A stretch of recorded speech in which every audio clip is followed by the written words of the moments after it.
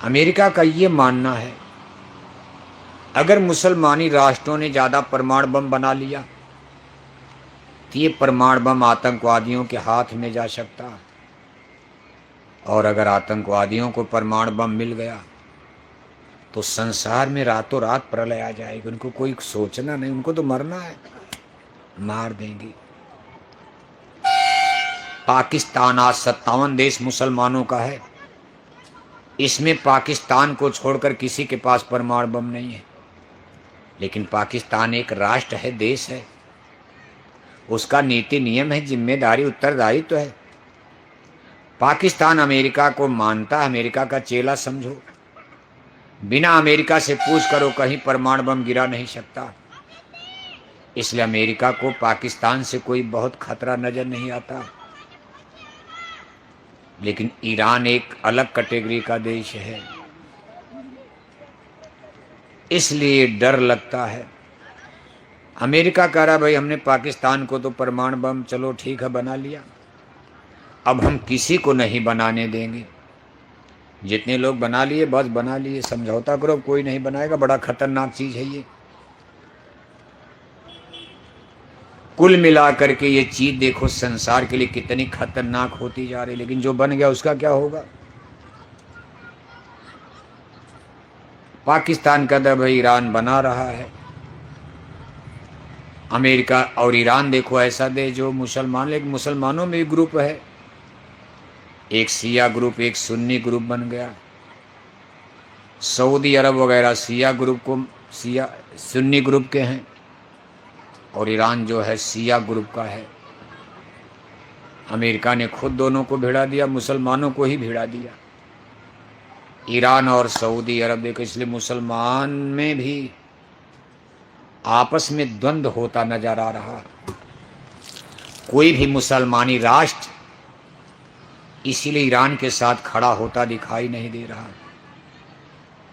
America तो इतनी दूर, वहां कहां बम जाएगा ईरान का? अब ईरान मार रहा सऊदी अरब को, कतर को, मुसलमानी देशों पर ही बम गिरा रहा। अब चाहे इधर मरो चाहे इधर मरो, नुकसान तो मुसलमानों का हो रहा है। और गुरु महाराज की बात है, ये बात हम इसलिए सुना रहे हैं कि आप गुरु महाराज की बात को सन 70 के दशक में गुरु महाराज ने जो कुछ कहा है, एक एक चीज आपके सामने आ रही है।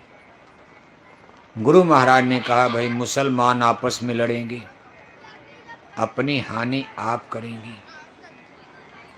सब धर्म लड़ेंगे आपस में, धर्मों का झगड़ा। दुनिया में धर्म, यही तो गुत्थी समझ में नहीं आ रही कि धर्म के नाम पर अपना अपना धर्म ऊंचा करने के लिए, तो क्या दुनिया में कई धर्म होता है? आज संसार में आज तो कई धर्म हो चुका है। रिलीजियस सिस्टम, धर्मों की संख्या पूरे संसार में आज 4200 बताई जा रही है। अभी भी खोज हो रही, छोटे छोटे बहुत से रिलीजियस सिस्टम, कहीं 2 लाख, कहीं 4 लाख, कहीं 5 लाख। 4200 तो दुनिया में धर्म हो गए। बताओ आप, 2-4 धर्मों का नाम तो आप भी जानते हो, हिंदू मुस्लिम सिख ईसाई, हम चारों हैं भाई भाई। लेकिन 4 ही धर्म दुनिया में नहीं। इस समय सारे संसार में धर्मों की संख्या 4200 बताई जा रही। नाना गुरु, नाना पंथ, और सब धर्म आपस में संघर्षरत हैं। कोई वैचारिक रूप से, जैसे अपने हिंदू धर्म में आप देखते हो कई धर्म, वो भी आपस में वैचारिक मतभेद है। कोई हिंदू गुरु कहते हैं शाकाहारी धर्म सही है, कुछ हिंदू गुरु कहते हैं कि मांसाहारी धर्म सही है। वैष्णव धर्म के गुरु लोग कहते भगवान विष्णु से बड़ा कोई नहीं है। शैव धर्म के गुरु लोग कहते भगवान शंकर से बड़ा कोई नहीं है। नवरात्रि में अष्टांगी देवी की पूजा करने वाले लोग कहते आदिशक्ति दुर्गा से बड़ा कोई नहीं है। देवी के पुजारी लोग हिंदू यही कहते भाई देवी से बड़ा कौन है। बजरंग बली हनुमान को पूजने वाले कहते हैं इनसे बड़ा कोई नहीं है। और जहाँ ये बैठते हैं आपस में शास्त्रार्थ करते, ज्ञान तो कुछ है नहीं, बस भिड़ जाते हैं, तुम्हारा गलत है, हमारी पूजा सही है। अपने हिंदू धर्म में ही धर्म की ग्रंथि उलझती जा रही। शाकाहारी धर्म सही है कि मांसाहारी धर्म सही है, कौन धर्म सही है कौन धर्म गलत है, इसका फैसला कौन कर पाएगा बताओ आप। जहां तक हिंदू मुसलमान की बात है, ये गिल्टी और कठिन नजर आती। हिंदू लोग कहते गाय हमारी माता है, गाय की सेवा करो, गाय को दाना चारा पानी दो, भगवान खुश होगा। मुसलमान कहते ना ना ना ना, गाय को तलवार चाकू लेकर टुकड़े टुकड़े काटो, जितना गाय का खून गिरेगा भगवान खुदा खुश होगा। कौन धर्म सही है? एक गाय को मारने में कहता भाई पुण्य मिलेगा, एक गाय की रक्षा में कह रहा कि पुण्य मिलेगा। तो धर्मों में एग्रीमेंट कैसे हो पाएगा? समझौता कौन कराएगा? हिंदू मुसलमान या हिंदू धर्म के ही तमाम कबीलों के लोग, तमाम जातियों के लोग आज धर्म के नाम पर कोई हिंदू राम को गालियां दे रहा, कोई हिंदू राम को भगवान मानकर पूज रहा। हिंदू में ही देखो आप, कोई हिंदू कहता भाई हम तो महात्मा बुद्ध को मानते, राम को नहीं मानते, तो दोनों में झगड़ा होता। कहता भाई क्यों नहीं मानते? तर्क देते। आप बुद्ध को क्या मानते हो? अपना तर्क देते। इस तरह से धर्म का रगड़ा झगड़ा अपने भारतवर्ष में भी ये देखो जोर पकड़ता जा रहा। इसलिए इसका कोई न कोई सलूशन, इसका कोई न कोई निदान, इसका कोई न कोई रास्ता हमको आपको निकाल लेना चाहिए। नहीं तो हम लोग भी द्वंद्व में फंस जाएंगे, रगड़े झगड़े झंझट में। इस पर चर्चा होनी चाहिए। अब इसमें हमको आपको ये विचार करना भाई धर्म बना कैसे, किसने बनाया? क्या भगवान ने 4200 धर्म बना के रख दिया? पहली बात तो आपको ये समझना कि धर्म उसी पावर ने, शक्ति ने, सुपर पावर ने, परमपिता परमेश्वर ने सनातन धर्म, जिन्होंने सूरज बनाए, चांद बनाए, तारे बनाए। सूरज चांद तारे किसने बनाया? अब पढ़े लिखे लोगों से गाजियाबाद में भी बात करो, इनसे थोड़ा अंग्रेजी पढ़ लिया, थोड़ा फिजिक्स केमिस्ट्री पढ़ लिया, थोड़ा जूलॉजी बॉटनी पढ़ लिया, इंजीनियर बन गए, डॉक्टर बन गए, मास्टर बन गए, प्रोफेसर बन गए, जज बन गए, बैरिस्टर बन गए, बढ़िया कपड़ा, shirt board, tie coat, 50 lakh की कार में। इनसे जब धर्म कर्म की बात करो, ऐसे घमंड की भाषा ये लोग बोलते हैं कि मालूम पड़ता कि भगवान को इन्होंने ही बनाया है। इनको भगवान ने नहीं बनाया, इनके दादा ने ही सूरज बना दिया। इन पढ़े लिखों की जरा भाषा सुनो आप, ये कितने घमंड की भाषा बोलते हैं। मालूम पड़ता कि इनके दादा सूरज चांद बना कर गए, इन्होंने भगवान को बना दिया। ये कहते हैं कि there is no existence of God, religion, relation, marriage and God are the poison for the society, God is nothing. कहा भगवान कुछ नहीं, एक विस्फोट हुआ, इसको बिग बैंग थियरी। बस विस्फोट हो गया, चितड़े चितड़े पदार्थ था, उसी में सब रचना हो गई। फिर इसी तरह विकासवाद की थियरी से धीरे धीरे समुद्र में एक जन जीव बना, जीव से मछली बना, मछली बाहर आई, पंखा चला गया, बंदर बन गए, बंदर से बनमानुक हो गए, बनमानुक के बाद फिर मानुक बन गए। ये थियरी देते हैं। लेकिन क्या आप थे उस समय? कैसे आपको ये पता चला? आखिर अंदाजा बुद्धि से ही तो लगाते हो। इतना बड़ा सूरज अगर आप जान गए कैसे बना दो आप। धरती पर आबादी बढ़ रही है, जमीन की कमी हो रही है, आप नसबंदी गर्भपात परिवार नियोजन करा रहे हो कि लोग क्या खाएंगे, जमीन कम है, आबादी बढ़ रही। तो आप दूसरी धरती बना लो, आसमान तो खाली पड़ा। अगर आप धरती आसमान बनाने का दावा करते हो, इतना बड़ा आपका विज्ञान है, तो आप इतना आसमान खाली, एक धरती 2-4 और बना दो, उसी पर हम लोग चले रहें। लेकिन हो सकता है? अभी तो संभावना नजर नहीं आती। इतना बड़ा हिमालय पहाड़, इतना बड़ा समुंदर, दुनिया की सारी मशीन, सारे इंजीनियर, कारीगर, मनरेगा के सारे लेबर मजदूर लगा दिए जाएं, संसार की सारी क्रेन मशीन बुला दी जाए, इतना बड़ा हिमालय कोई बना पाएगा? बनाओगे भी तो कंकड़ पत्थर कहाँ से लाओगे? धरती को एक जगह खोदोगे तब तो बनेगा हिमालय, और धरती को ज्यादा तोड़ोगे तो भूकंप आ जाएगा। धरती भी तो आसमान में टिकी है, कोई पिलर पर है, अंदर में ग्रेविटेशनल फोर्स, उसको ज्यादा तोड़ोगे तो धरती कांप जाएगी। फिर गाजियाबाद की कोठियों का क्या होगा? भूकंप आ जाएगा। हमारा आपका जीवन तो धरती माता के सहारे है, और धरती माता आसमान में लट्टू की तरह घूम रही हैं। बताओ, आप ऐसे झूले पर झूल रहे हो, रस्सी टूट जाए तो जाओगे कहाँ आप? धरती माता आसमान में ऐसे नाच रही, पूरे गाजियाबाद का बोझा लेकर, पूरे दिल्ली की कोठियों का बोझा लेकर धरती घूम रही हैं। आसमान में कोई पिलर नहीं, कोई खंभा नहीं, समुद्र का पानी भी गोलाकार चल रहा है, एक बूंद पानी गिर रहा है। आप सोचो, किसी गोल गेंदे पर पानी गिराओ आप, और ऐसे गेंदा घुमाओ, पानी टिकेगा उस पर? लेकिन इतना पानी धरती माता में, प्रशांत महासागर, हिंद महासागर, और धरती माता राउंड सर्किल में घूम रहे, एक बूंद पानी गिरता है?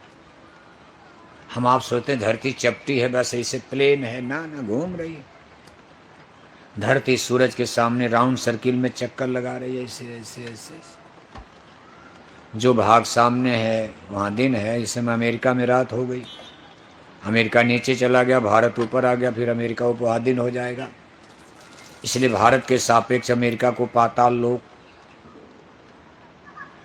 आप रामायण में पातालपुरी की बात पढ़ते हो ना, देखो हमारे ऋषि मुनि उस जमाने में, आज अमेरिका नाम है तब उसको पाताल लोक। राम लक्ष्मण को चुरा करके रावण वहीं लेकर भागे थे, पातालपुरी। पातालपुरी माने धरती के नीचे वाला हिस्सा। अब कितनी जल्दी बताओ, अभी चुराए लंका में, तब तक 2 घंटे में पाताल लोक चले गए। आज आप जहाज से भी अमेरिका जाओ तो 14-15 घंटे लग जाएगा। और रावण के भाई अहिरावण, राम लक्ष्मण को लंका से चुरा कर इधर लोग खोज रहे, तब तक पाताल लोक पहुंच गए, 1-2 घंटा में ही।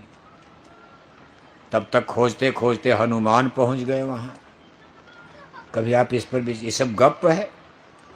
अब जो चीज समझ में नहीं आती उसको आप कहते हो सब गप है, किस्सा कहानी है। रावण सीता को चुरा कर ले गए तो पैदल पैदल ले गए, पंचवटी से पैदल ले जाते तब तक राम लक्ष्मण आ ही गए थे कुटिया में। रावण का पीछा पकड़ करके दौड़ के पकड़ लेते 1-8 किलोमीटर में, लेकिन राम लक्ष्मण थोड़ी ही दूर पर थे। इधर रावण सीता को पकड़ कर उड़न खटोला आसमानी मार्ग से लेकर के राम लक्ष्मण कुटिया में पहुंचे, तब तक वो लंका पहुंच गए।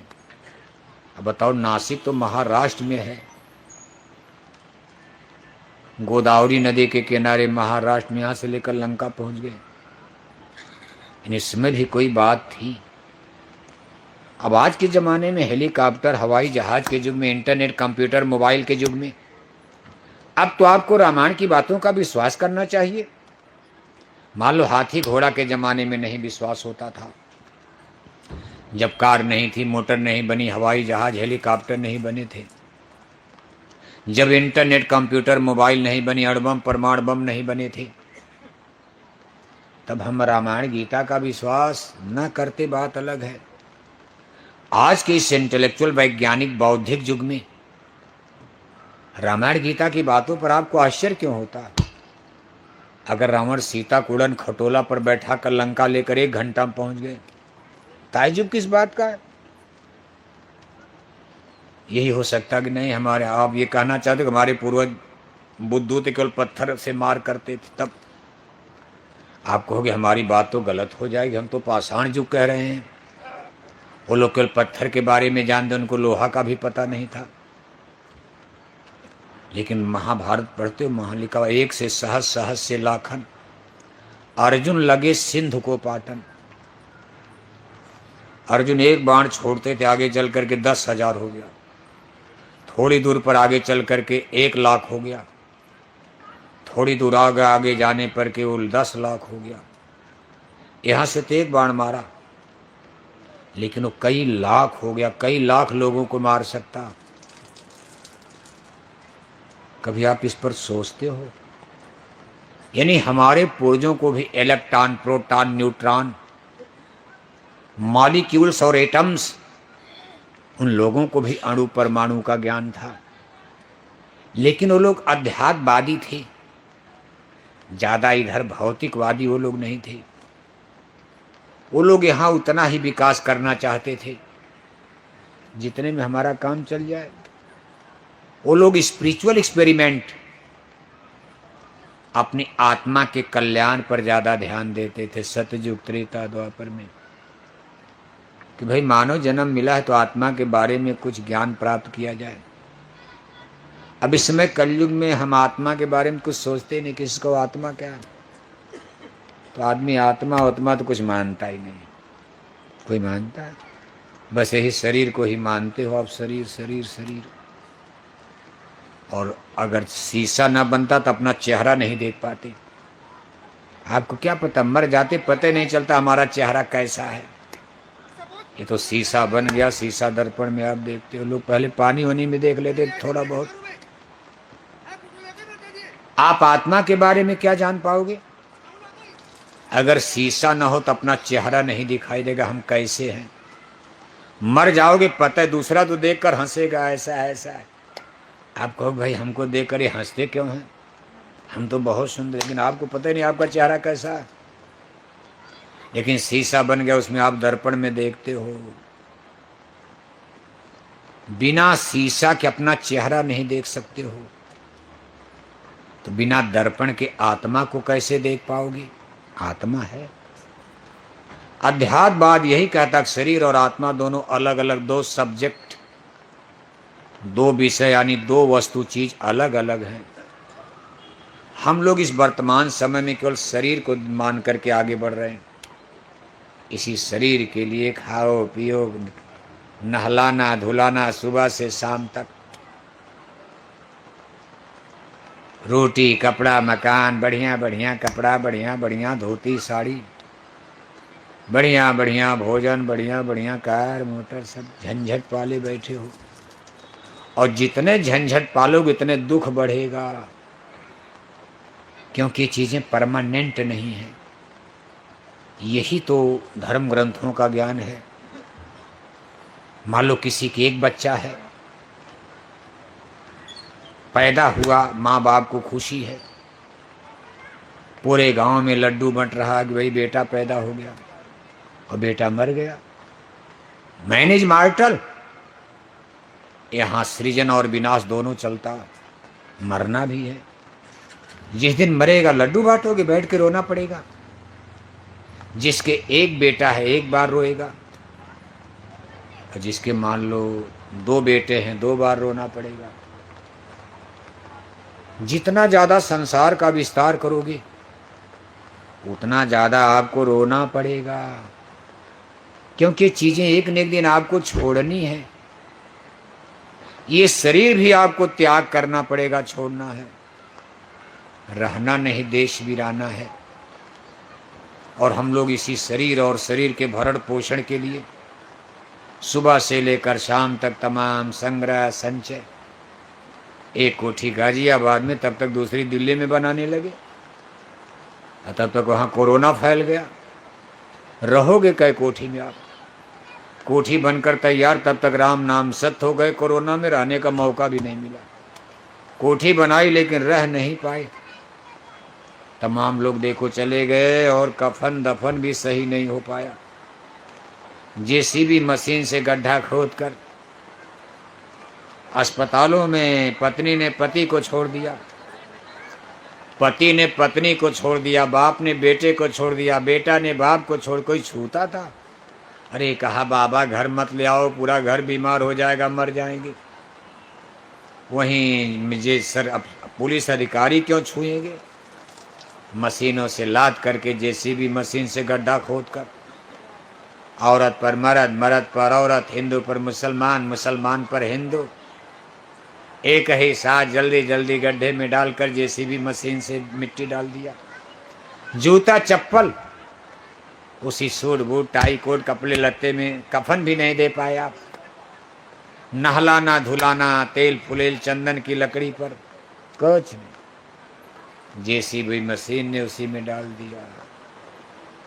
कभी आप इस पर सोचते हो? जो लोग उसमें चले गए क्या सब लोग बेवकूफ और पागल थे? पढ़े लिखे भी थे, बड़े बड़े लोग मर गए। इंजीनियर मरे, डॉक्टर मरे, मास्टर मरे, कोरोना में हर किस्म के लोग, बड़ी जाति छोटी जाति। बीमारी कोई छोटी जाति ऊंचा नीचा तो देखेगी नहीं, चाहे ब्राह्मण हो, चाहे हरिजन हो, यादव हो, गुजर हो, जाट हो, पटेल हो, कुशवाहा हो, कुर्मी हो, हिंदू हो, मुसलमान हो, सबको उसने गिरफ्त में लिया। और आपने उस दुर्दशा के दिन को देखा। ये शरीर जिसके लिए हमारा आपका इतना समय, हमारे ऋषि मुनि सार ज्ञान बोध को समझते थे शाश्वत चीज कि भाई जब ये चीज हमको आपको छोड़नी है, इस पर अपना ज्यादा समय क्यों बर्बाद किया जाए। मानव जीवन हमको थोड़े दिन के मिला है, तो हम अपने जीवन का कीमती समय ऐसी दौलत कमाने के लिए, ऐसा ज्ञान प्राप्त करने के लिए हम इसमें खर्च करें जो ज्ञान हमारे साथ सदा सदा यानी सनातन हो, शाश्वत हो। ऐसी दौलत जो कभी हमारा साथ न छोड़े, आध्यात्मिक दौलत, आत्मधन का अनमोल खजाना जो मरने के बाद भी हमारे साथ के चल सके। बाकी दुनिया की कोई दौलत कितनों आप बैंक में रख लो, अरबों अरबों रुपए जाएगा, कागज का नोट, सोना चांदी।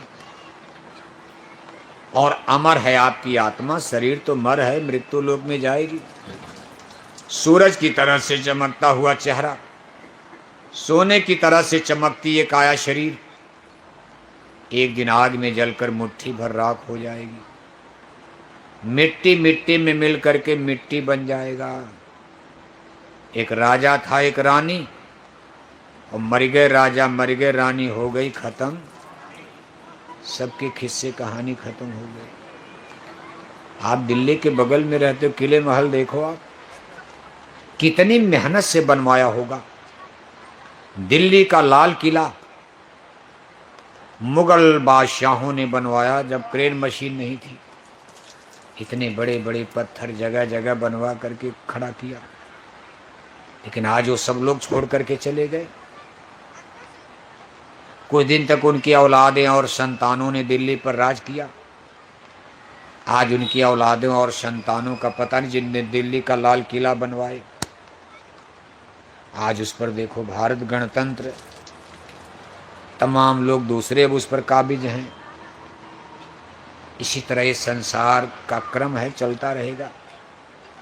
महापुरुष सलाह देते भाई कुछ ऐसा काम करके चलो कि आत्मा के लिए, शरीर और आत्मा, इसके लिए भगवान श्री कृष्ण ने देखो गीता में अर्जुन को समझाया। कहा अर्जुन शरीर और आत्मा अलग अलग है। शरीर को वह एक कपड़े के समान बता रहे हैं।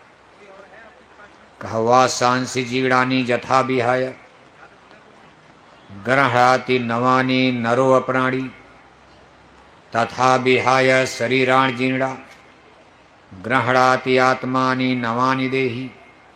कहा हे पार्थ, पार्थ माने अर्जुन, हे अर्जुन जैसे हम लोग एक कपड़े को उतार कर दूसरे कपड़े पहन लिया जाता, ऐसे ही एक निश्चित टाइम पीरियड के बाद हमारी ये आत्मा एक शरीर को त्याग कर दूसरी शरीर को धारण करती है। जहां तक आत्मा का सवाल है, भगवान श्री कृष्ण जी कहते हैं गीता में, नैनम छिंदन्ति सहस्राणि नैनम दहति पावक न चैलम क्लेरियन ताप न शोषत मारता। आत्मा को न कोई हथियार काट सकता, इस पर परमाणु बम भी असर नहीं करेगा। परमाणु बम में मान लो गाजियाबाद दिल्ली भले खत, लेकिन आत्मा सब जल जाएंगे, मर जाएंगे, कट जाएंगे, मिट जाएंगे, कोटियां खत्म हो जाएंगी, लेकिन आत्मा अमर है। इसको कोई हथियार काट नहीं सकता, कोई आग जला नहीं सकती, पानी गला नहीं सकता, हवा सोख नहीं सकती। आत्मा किसी न किसी जगह रहेगी। जैसे पिंजड़े में पक्षी है, पिंजड़ा टूट गया, पक्षी उड़ गया। पेड़ की डाल पर चिड़िया बैठी, पेड़ की डाल टूट गई, चिड़िया दूसरे पेड़ पर बैठ जाएगी। ऐसे इस शरीर से निकाल कर दूसरी शरीर में, दूसरी शरीर से तीसरी शरीर में। इसको जन्म और मरण कहा गया। जन्म मरण की प्रक्रिया ये बार बार रिपीट होती है। रामायण और गीता इसको सपोर्ट करते, रिपीट होती रहती। लेकिन रिपीट में भी ये नहीं कि बार बार मानव का जन्म मिलेगा। काया कर 4,84,000 योनि भ्रमति ये जीव अविनाशी। 4 खान 84 लाख। ये जितनी जन्म जोनियां देख रहे हो, गाय बैल कुत्ता बिल्ला कीड़ा मकोड़ा पशु पक्षी, किसी में भी आपको डाला जा सकता है, आपका जोर नहीं चलेगा। जैसे जब आप यहाँ हो, आपको पूरा अधिकार है कर्म करने का। आप किसी को गोली मार दो, किसी को दान दे दो, क्या फर्क पड़ता है। लेकिन दोनों के परिणाम अलग अलग होंगे। आपने इन्हीं हाथों से किसी को दान कर दिया, आपकी जय जयकार होगी। इन्हीं हाथों से किसी को गोली मार दिया, अब आप कानून के शिकंजे में फंसोगे। पुलिस आपको पकड़ कर ले गई, मुकदमा चला, अदालत में आपको फांसी की सजा होगी, जेल में जाना। अब वहां आप कुछ नहीं कर सकते, जेल में जाना है। इसी तरह जब तक मानव जन्म है तब तक आपको पूरी फ्री विल, फ्रीडम, आज़ादी है। आप जो चाहो कर सकते हो। लेकिन मौत के बाद आपको ईश्वर की अदालत में खड़ा होना एक बार, वहां आपके कर्मों का हिसाब किया जाएगा। कहा यमपुर जाए जीव पछताएं, यम के 2-3 बहु शताएं। यमपुर माने भगवान की अदालत को यमपुरी कहा गया। हिंदू ग्रंथों में आप पढ़ते हो यमपुरी यमपुरी। वहां के जज को धर्मराज यमराज कहा जाता। जो सिपाही आपको पकड़ ले जाएंगे उसको यमदूत। खुदा के फरिश्ते मौत के सिपाही कहा जाता। आपने कभी सोचा है जिस दिन मौत की शहजादी आएगी, चुपके से गले में बांह डालेगी, घसीट करके आपको लेकर चल देगी, कौन आपकी मदद करेगा। अस्पताल में डॉक्टर ग्लूकोज की बोतल चढ़ाते रह जाएंगे, 1-1 करोड़ का इंजेक्शन लगाओ, तब तक राम नाम सत्य होगा। पिंजड़े से पक्षी निकल गया। डॉक्टर कहेंगे भाई दादा को घर ले जाओगे, दादा डेड। कोई संभावना नहीं कि अब दादा जिंदा हो। अमेरिका के भी डॉक्टर जवाब देते, लंदन के भी डॉक्टर जवाब देते, दिल्ली एम्स में भी तमाम लोग रोज मरते हैं। ऐसा नहीं कि दिल्ली एम्स में कोई हो गया बच जाएगा। इन्हीं पिंजड़े से पक्षी निकल गया, कहाँ ले गए? उस भगवान की अदालत में खड़ा करके। अब हम लोग तो यही कहते, हम लोग तो इतने जानते, जब कोई आपके गांव घर में, जैसे आपके हिंदू धर्म में देखो, हिंदुज़्म में आपके गांव घर में जब कोई मरता है तो हिंदू लोग क्या कर, 10 दिन तक रोओगे गाओगे, 10वां मनाओगे। 13 दिन में ब्रह्मभोज 13 ही मना देते हो। 13 दिन में ब्रह्मभोज 13 ही का आयोजन होता। और पूरे गांव जवार में, टोले मोहल्ले में, रिश्तेदारों को, दोस्तों को, मित्रों को आप एक कागज पर नोटिस सूचना लिखकर भेज देते हो। सूचना क्या भेजते हो कि हमारे पूजनी दादाजी का क्या हो गया, क्या हो गया? नरकवास। हमारे पूजनी दादाजी का क्या हो गया? और तब तक साल भर के बाद दादी मर गई, तब क्या लिखते हो? स्वर्गवास। 10 साल के बाद पिताजी मर गए, तब भी चिट्ठी जारी कर दिया, स्वर्गवास। तब तक माताजी मर गई, चिट्ठी जारी कर दिया, स्वर्गवास। सब लोग स्वर्ग। क्या स्वर्ग का पट्टा आप ही करते हो? कोई टिकट देते हो आप बैठ करके, हाँ चले जाओ स्वर्ग स्वर्ग स्वर्ग स्वर्ग। अगर इसी तरह सब लोग स्वर्ग चले गए तो आज आपके पूरे गाजियाबाद जिले में कोई नरक गया होगा? आज तक किसी ने ये सूचना नहीं भेजा अपने रिश्तेदारों को कि मेरे पूजनी दादाजी का तो नरकवास हो गया। सब लोग एक ही सूचना भेजते हो कि मेरे दादाजी का क्या हो गया, दादा 2 कुंतल मछली खा रहे, अभी कहाँ भोग लगा दिया, ले चलो अभी रुको, वहीं फोटो पर लगा, इनका ध्यान उधर चला जाएगा। पूड़ी अंदर रखो, अभी इतने पक्के नहीं है, अभी तो पूड़िए पे भाग जाएंगे आधा। अभी उधर यहाँ मत रखो भोजन, वहां ले चलो, वहीं गुरु महाराज की फोटो पे भोग लगाना, वहां भी फोटो है ना। गुरु महाराज कहाँ नहीं, यहाँ लगाने का जरूरत है, यहाँ मक्खियां गिरेंगी अभी झूठे। गुरु महाराज कहाँ बढ़िया कमरे, वहां देखो सत्संग भवन, वहीं भोग लगाओ, कोई जरूरी कि यहीं लगाओ भोग, सबका ध्यान उधरे जाएगा, पूरी कचौड़ी, तब सत्संग क्या सुनेंगे। देखो आप, दादा 2 कुंतल मछली खाकर मर गए, उनकी भी तेरही में चिट्ठी लिख देते हैं कि स्वर्गवास। अब क्या बांध रहे भैया, अब ये प्रपंच छोड़ो, अब बांधना था पहले बांधना चाहिए, रुको हटो, अब तो जो होना था हो गया, अब जो होना था होली, अब तो हम लोग होली खेल ही रहे हैं, भीगने दो। अरे होली से ज्यादा रंग नहीं गिर रहा है, होली में नहीं भीग जाते, अप्रैल के महीने में होली खेलो, आप मार्च में खेलते हो, दिन भर पूरा कपड़ा आपका भीग जाता, अप्रैल में भीग, थोड़ा सा पानी गिर गया तो क्या बीमार हो जाओगे आप। ये पन्नी उन्नी हटा दो, बैठे रहो चुपचाप, सुनो, हटना मत। अब तो जो होना था हो गया। अब गाजियाबाद है, गाजियाबाद को सत्संग सुनाना मामूली समझ रहे हो, बड़े भाग पायो सत्संगा। ये इतनी जल्दी इनके भाग में सत्संग है, अभी समय लगेगा, इतनी जल्दी ये सुनने वाले हैं, इतना आसान नहीं है, अभी तो डंडे बजेंगे कुदरत के, तब न लोगों को होश आएगा। दादा 2 कुंतल मछली खाकर मर गए, उनकी भी तेरही में नोटिस जारी कर दिया। क्या हो गया, दादा सारी जिंदगी शराब पी पी कर मर गए। जिस दिन दादा मरे उस दिन रात में 2 बोतल शराब पीकर ही सो रहे थे, और 2 बोतल शराब उनके तकिया के नीचे रखा था कि सुबह नाश्ता करेंगे। रात में अटैक आया, राम नाम सत्य हो गए।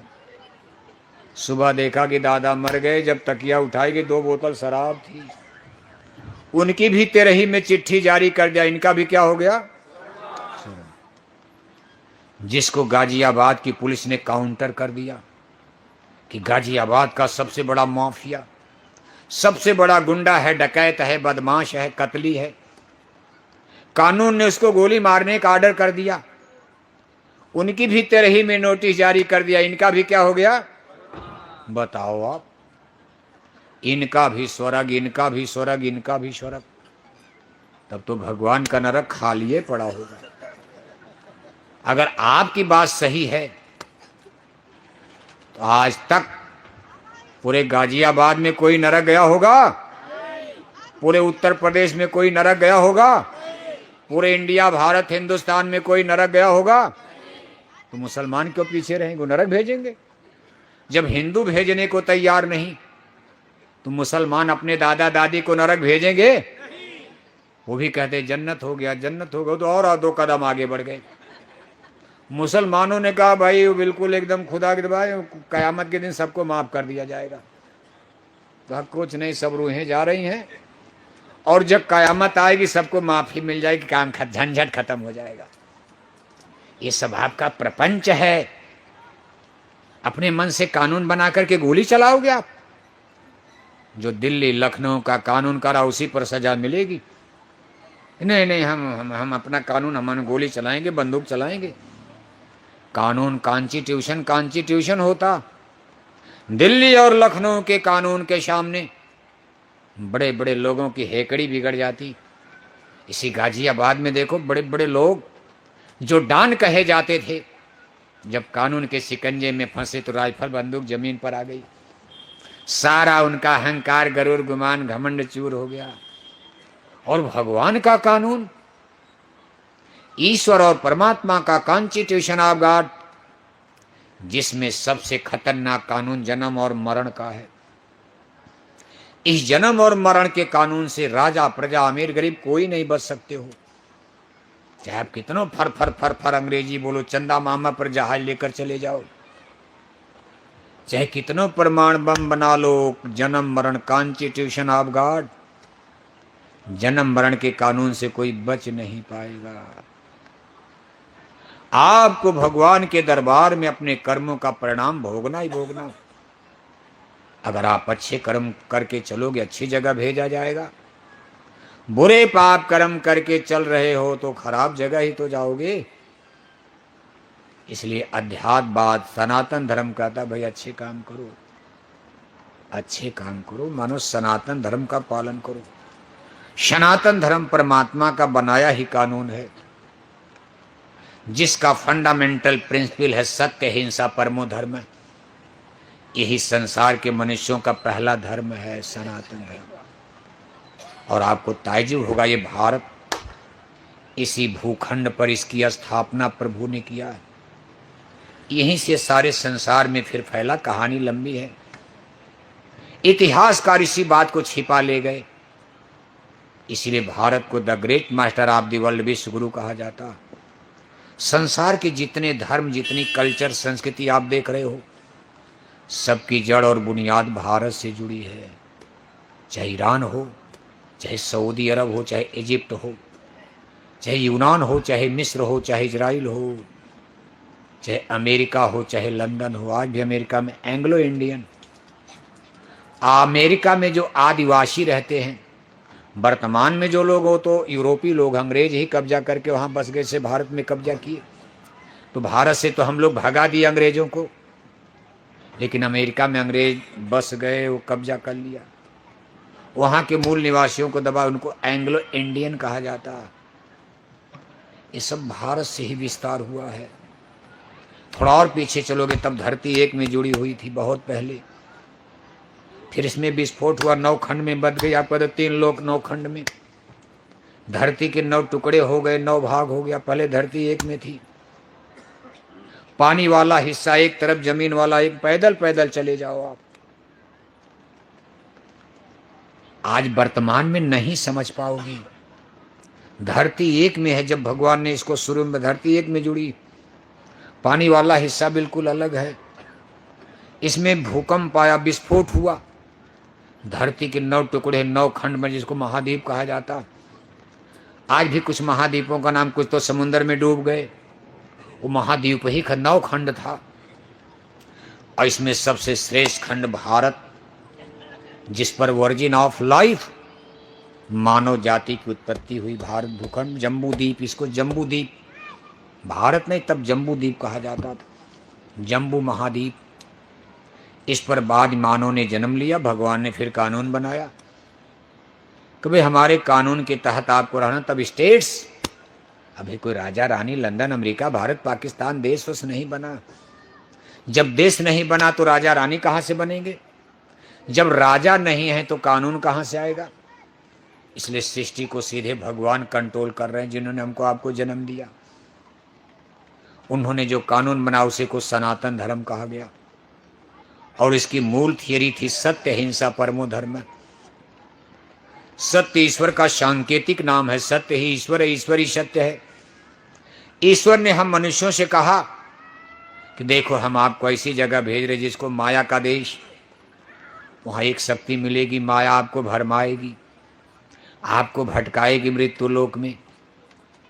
लेकिन वो झूठी माया है, झूठी माया, झूठी काया, माया महाठगनी हम जानी। आप हमको ही सत्य मानना, हमको भूलना मत। ईश्वर ने दूसरा संदेश हमको आपको देना चाहा कि हमको आप खुश रखना, हम आपसे खुश रहेंगे अगर आप अहिंसा के रास्ते पर चलोगे।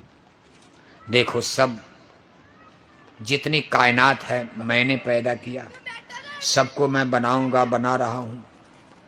आप इन जीवों को मारना। मैं जैसे माता पिता अपने बच्चों से कहते भाई देखो तुम्हारा छोटा भाई मारना मत, बहन है तुम्हारी मारना मत। ऐसे सगला सृष्टि मोर उपजाया। उस परम पिता परमात्मा का हमको आपको हुक्म हुआ, आदेश हुआ, संदेश हुआ कि मेरे किसी प्राणी को मत मारना, सारी रोहें रब की हैं, सारी रोहें खुदा की हैं।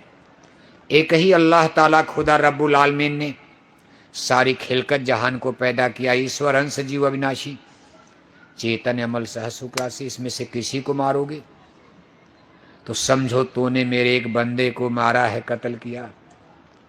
चींटी से लेकर हाथी तक जितनी कायनात मैंने बनाई है, सब में नूर मोहम्मद केरा, सब में मेरी अंश आत्मा है, सब में मेरा ऊर्जा है, एनर्जी है, प्रकाश है, चेतन है, शक्ति है।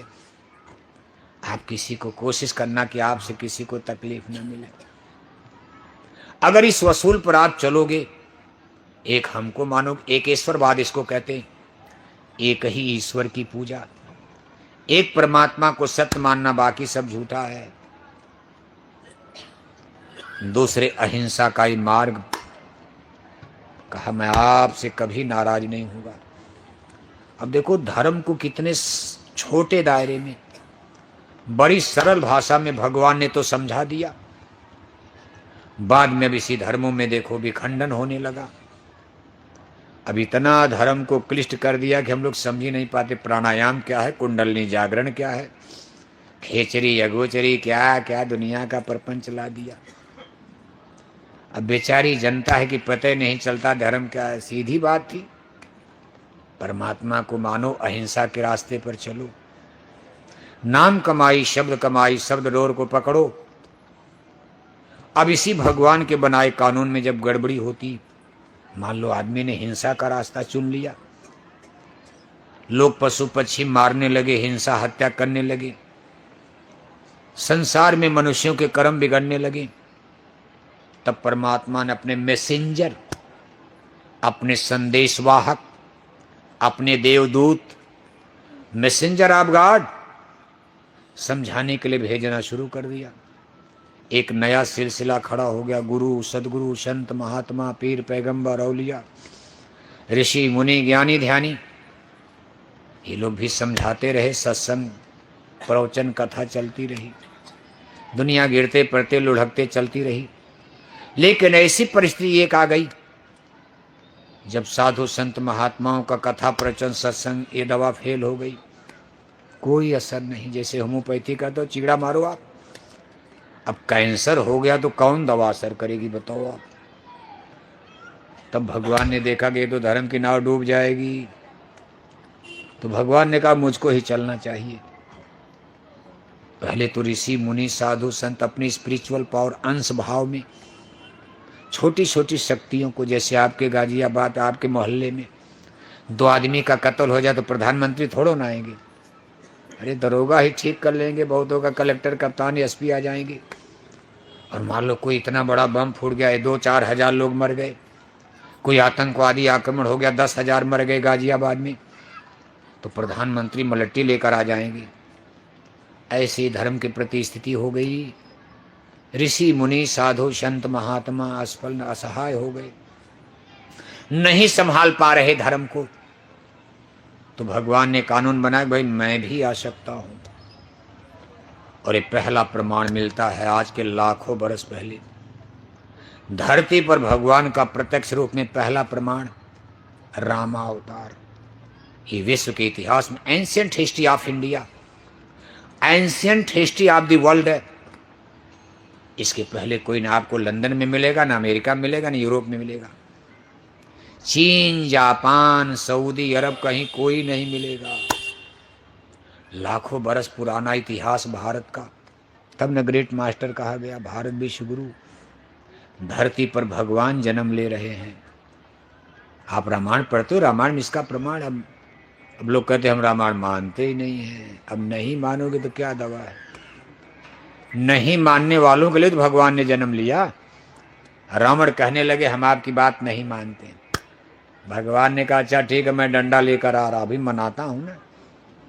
अब आप कहते हो हम नहीं मानेंगे गाजियाबाद दिल्ली में पढ़े लिखे लोग, तो सावधान रहना, दिल्ली को मनाने के लिए भगवान डंडा लेकर आने वाले, आ रहे हैं। डंडा बजता। आदमी 2 ही चीज से मानता है। एक गंवाई कहावत है कि या तो माने बात से और नहीं तो माने अब हम उसको कहना नहीं चाहते, थोड़ा गड़बड़ शब्द है ना, कहा आपको क्या सत्संग सुना रहे। अरे जिसको डंडा कहते हो, माताएं भी डंडा मारती, कोई अपने बच्चे को डंडा मारना चाहता? लेकिन जब बार बार गलती करोगे तो माता का करुणामय हृदय, जो अपने बच्चे को कभी रोते नहीं देख सकती, वो खुद ही बच्चे को डंडा मारती, रो गाओ, फिर थोड़ी देर में खिलौना मिठाई देकर चुप रहो लाला चुप रहा, अच्छा ठीक है ठीक है ठीक। फिर गलती करोगे फिर डंडा। स्कूल में मास्टर भी डंडा बजा देता। ऐसे ही भगवान अपनी आत्माओं को मारेंगे। जब उन्होंने हमसे आपसे कहा किसी जीव को मत मारना, तो परमात्मा अपनी किसी रूह का कत्ल करेंगे। लेकिन अब क्या करोगे भाई, जब कोई मान ही नहीं रहा, तो भगवान की भी मजबूरियां होती, और हो गई मजबूरी। तब उन्होंने देखो कानून बना दिया। रामायण में क्या लिखा, कहा जब जब होई धर्म की हानि। बाबू साहब सो गए, जाग रहे? आप भी पगड़ी बांधे, नकल करते, उतारिए पगड़ी। फोटो तो गई, अब क्या बांधे हैं? टाट लगाइए टाट। अरे टाट ही की तो कीमत है, ये पगड़ी उगड़ी क्या कीमत? ये तो हम आपके लिए, चलो आपने प्रेम से पहना दिया, नहीं टाट तो हम लोग तो उतार दिए। ये सब पगड़ी उगड़ी तो हम लोग पहले ही छोड़ दिए। हम लोग तो साधु, देखो बोरा वाला साधु, बोरा वाला साधु धरती पर कोई मिलेगा? गिरुआ वाला, नीला वाला, पीला वाला तो आसान है, बोरा वाला साधु बहुत कठिन होता। बोरा पहनना आसान समझ रहे हो? हम लोगों के भाग में ये सूट बूट टाई कोट हम लोगों ने ही पहना। 14-15 मई 1983 को गुरु महाराज ने बोरा पहना। बताओ 83, आज कितना दिन हो गया? 43 बरस से ऊपर हो रहा हम लोगों को बोरा पहनते। तब हम लोग 12वीं BA में हम लोग पढ़ते थे, और बोरा पहन लिया देखो। और तब से लगातार बोरा पहन रहे। गुरु महाराज ने जब 83 में मई में बोरा पहनाया, 14-15 मई 1983 को बोरा पहनाए, और जून के महीने में हम लोगों को दिल्ली लेकर आए। तब आप लोग सत्संगीय नहीं रहोगे, कुछ लोग थे वो मर भी गए, तमाम लोग उसमें से बुढ़े लोग, कुछ लोग उस जमाने के हैं। 14-15 मई 1983 को हम लोगों ने बोरा पहना। इसके बाद जून के महीने में गुरु महाराज ने हम लोगों को दिल्ली ओड क्लब पर, गुरु महाराज का सत्संग सभा ओड क्लब पर निश्चित हुई, और 4 जगह, करोल बाग, रामलीला मैदान, ऐसे 4 जगह चारों कोने पर दिल्ली में रुकाया गया। और अगले दिन सुबह सब लोग बोरा पहन के, अल्फी थी तभी, टोपी वोपी नहीं, बिल्कुल हम लोग एकदम बेवकूफ पागल लगते थे।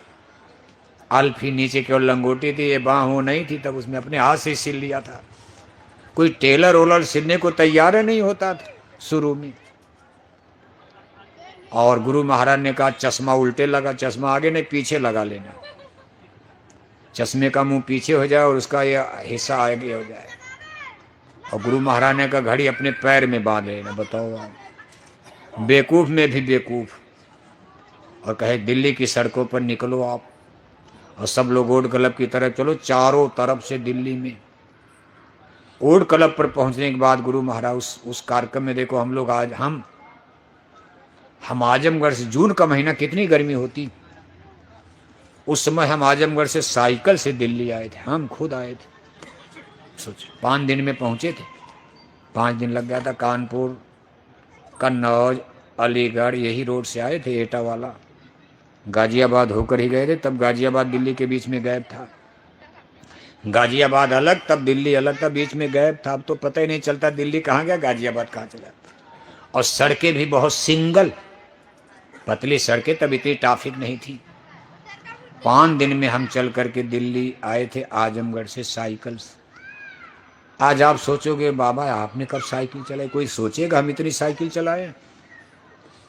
आज तो एक थप्पड़ कोई मार दे तो हम मर जाएंगे, लेकिन हमने भी बड़ी साइकिल चलाई। तब हम लोग इंटर BA में पढ़ते थे, और बोरा पहन लिया, और इसके बाद इसी बोरा पहनने में पढ़ाई लिखाई ही छूट गई।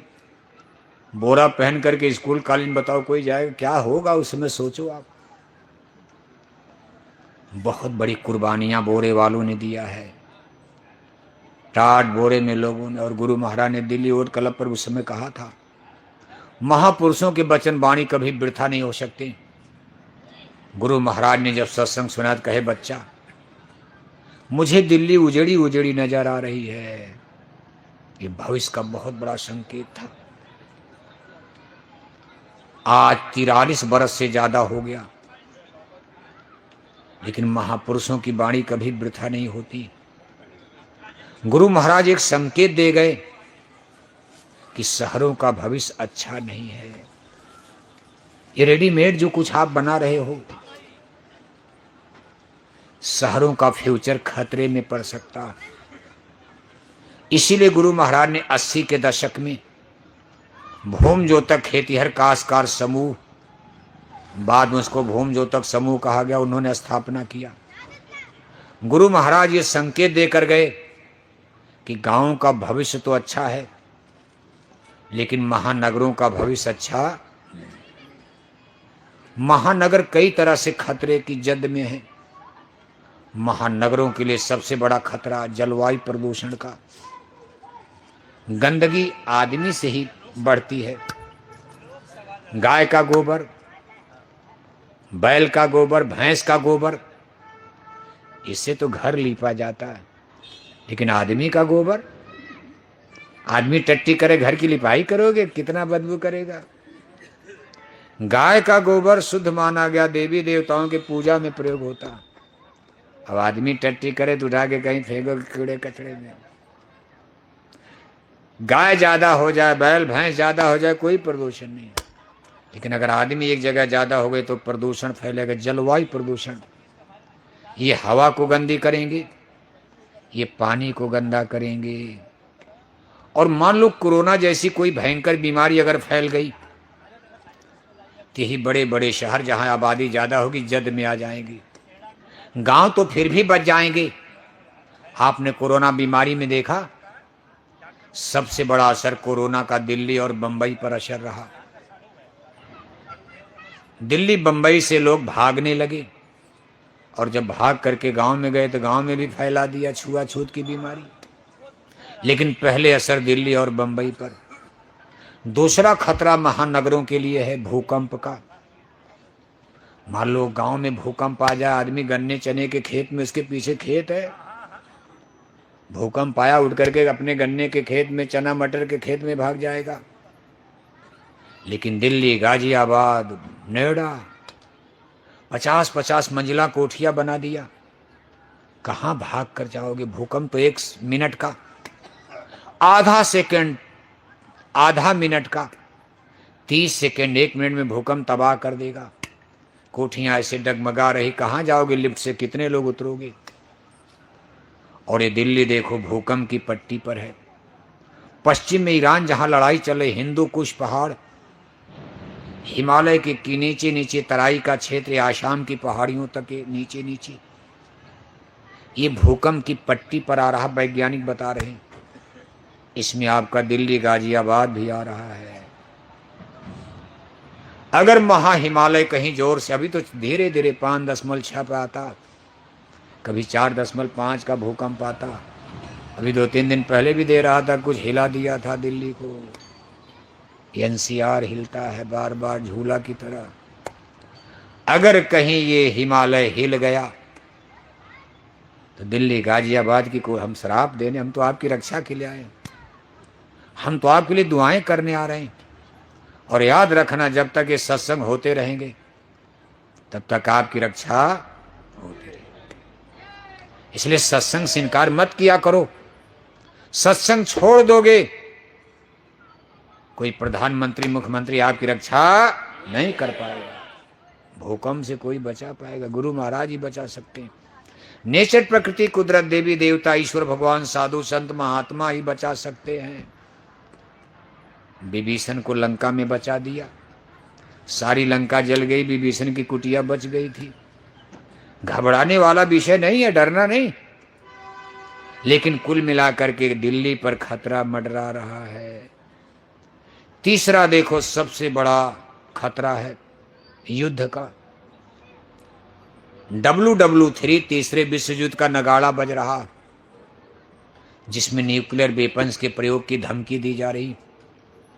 अगर दुनिया में परमाणु बम का प्रयोग होता है तो इसकी चपेट में बड़े बड़े महानगर ही आएंगे। पहले चने मटर के खेत में बम गिराकर दुश्मन को क्या लाभ मिलेगा? मान लो 10,000 टन गेहूं बर्बाद हो गया, क्या फर्क पड़ता? अरबों रुपए का महंगा परमाणु बम कोई दुश्मन ऐसी जगह गिराना चाहेगा कम से कम 100 खरब का दुश्मन का नुकसान हो जाए। इसलिए बड़े बड़े शहर चुने जा रहे हैं। पाकिस्तान ने अपनी परमाणु मिसाइलों का मुंह दिल्ली, बंबई, अमृतसर, लुधियाना, जालंधर पर सेट कर दिया। भारत ने अपनी परमाणु मिसाइलें लाहौर, रावलपिंडी, कराची पर सेट कर दिया। दोनों के पास परमाणु बम है। अगर ये परमाणु बम न्यूक्लियर वेपन्स की लड़ाई खड़ी होती है दुनिया में, मान लो पाकिस्तान तो मिट जाएगा। अगर परमाणु युद्ध हुआ तो भारत पाकिस्तान को छोड़ेगा नहीं अब की। लेकिन पाकिस्तान के भी पास परमाणु बम है। अगर उसने हमारे दिल्ली पर ही गिरा दे एक तो उंगली कट जाएगी। पाकिस्तान भारत को तो नहीं मिटा पाएगा, छोटा देश है, लेकिन भारत पाकिस्तान को नष्ट कर सकता है। पाकिस्तान तो मिट जाएगा, लेकिन अगर उसने बंबई पर ही गिरा दिया, मान लो दिल्ली पर नहीं बंबई पर गिरा दिया, तो भारत गरीब हो जाएगा। क्योंकि तमाम लोगों की रोजी रोटी बंबई से चलती। तमाम गांव में आप देखते हो 2 पैसा कमा करके लोग घर में ट्रैक्टर ले रहे, गांव में घर बना रहे हैं। भारत की सबसे बड़ी आर्थिक नगरी बंबई मानी जा रही। और ये परमाणु बम नगरों पर, शहरों पर ही गिरेंगे। राख बनेंगे महानगर सब। एटम के अंगारों से पत्ता पत्ता झुलस जाएगा। विश्व युद्ध टंकारों से मानव की क्या पेश चलेगी। अंबर तक फट जाएगा। इस धरती का शाना आंगन लाशों से पट जाएगा। महाशक्तियां दुनिया भर की मिट्टी में मिल जाएंगी।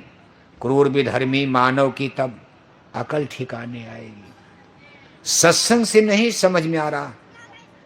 साधु संत महात्माओं का सत्संग, रामायण गीता तो आपको मजाक लगती होगी, लेकिन याद रखना दिल्ली परमाणु बम की जद में है, भूकंप की जद में है, बीमारियों की जद में है। बड़ी बड़ी बीमारी पाल रहे हैं मांसाहार दिल्ली गाजियाबाद में घट रहा कि बढ़ रहा? शराब पीने वाले दिल्ली गाजियाबाद में घट रहे कि बढ़ रहे? तो बीमारी घटेगी कि बढ़ेगी? इसी से तो बचाया जा रहा है भाई। इसको कम करो, मांसाहार कम करो, शराब का पीना कम करो, तब न बीमारियां कम होंगी। लेकिन कोई सुनने मानने को तैयार है नहीं। क्या किया जाएगा? गड्ढे में दुनिया जाएगी, संसार विनष्ट होगा। कोई क्या कर सकता? भगवान राम ने कितना समझाया। रावण को मामूली समझाया, अवसर दिया। 14 बरस जंगल में हैं, बराबर समझा रहे, मान जाओ मान जाओ मान जाओ। राम रावण का युद्ध क्यों हुआ? धर्म रक्षार्थ है। आखिर धर्म की रक्षा के लिए हेतु हुआ, कोई गद्दी के लिए हुआ? गद्दी के लिए होता तो राम गद्दी छोड़कर जंगल क्यों जाते? अयोध्या की गद्दी पर उनका अधिकार था, लड़ जाते वहीं। अगर वो गद्दी बचाने के चक्कर में जंगल न जाते, अयोध्या की गद्दी में उलझ जाते और जंगल न जाते, तो रावण मारा जाता? और रावण नहीं मरता तो धर्म की रक्षा होती? इसलिए उनका लक्ष्य था धर्म की रक्षा करना। इसलिए गद्दी को ठोकर मार दिया। एक ही बचेगा, चाहे गद्दी बचाओ चाहे धर्म बचाओ। दोनों नहीं कि गद्दी भी बच जाए धर्म, ना ना ना। गद्दी के चक्कर पड़ोगे धर्म जाएगा, धर्म के चक्कर में पड़ोगे गद्दी जाएगी। जैसे पांडवों की गद्दी चली गई, दुर्योधन हड़प लिया। पांडवों को धर्म बचाना था, गद्दी छोड़ना पड़ा। त्याग करना पड़ता, बिना त्याग के कुछ नहीं होता। धर्म और संस्कृति की रक्षा इतना आसान नहीं होती। राम भी देखो, वैदिक धर्म को मानो, धर्म तो एक ही था। राम रावण की लड़ाई हो रही, रावण कोई मुसलमान थे? रावण ईसाई थे? रावण पादरी यहूदी थे? रावण के लिए रामायण में लिखा कि उत्तम कुल पुलस्त कै नाती, शिव बिरंची पूजय बहु भांति, वेद ज्ञान उत्तम कुल पाया, तापर रावण असुर का है। 4 वेदों के प्रकांड पंडित, ब्राह्मण कुल में जन्म है। ब्रह्मा शंकर के प्रकांड पुजारी भी हैं। फिर भी राम रावण की लड़ाई हो। राम का भी वैदिक धर्म, रावण का भी वैदिक धर्म। राम भी वेद को मान रहे, रावण भी वेद को मान रहे। फिर दोनों लोगों में युद्ध क्यों हो गया? आखिर रावण कोई नास्तिक थे? पूजा तो रावण भी कर रहे हैं, यज्ञ उनके यहाँ भी हो रही है, वेद उनके यहाँ भी पढ़ा जा रहा, ब्राह्मण थे। ब्रह्मा शंकर की तमाम पूजा यज्ञ हवन सब कर रहे। फिर भी राम ने उनको धर्म का दुश्मन माना। हमने नहीं माना, भगवान राम ने माना। और भगवान राम जो मान लेंगे कौन इनकार करेगा? कोई न कोई कमी तो रही होगी। और जो कमी थी क्या थी? प्रभु श्री रामचंद्र जी का धर्म शाकाहारी, और 4 वेद के पंडित राजा रावण का धर्म, रावण का धर्म, रावण का धर्म, राम का धर्म। अरे जोर से बोलो, भले मछली अंडा खाते रहो, अभी इतनी जल्दी छोड़ोगे नहीं। लेकिन सत्य के लिए आवाज तो खोलो आप। कहीं राम को मांसाहारी वाली गोल में मत ले लेना, राम को भी मांसाहारी मत बना देना, अपनी गोल में मिला लेना। भगवान राम ने कभी मांस खाया था? भगवान जोगेश्वर श्री कृष्ण जी महाराज मांस खाते थे? रामायण गीता वेद भागवत में कहीं मांस खाना लिखा है?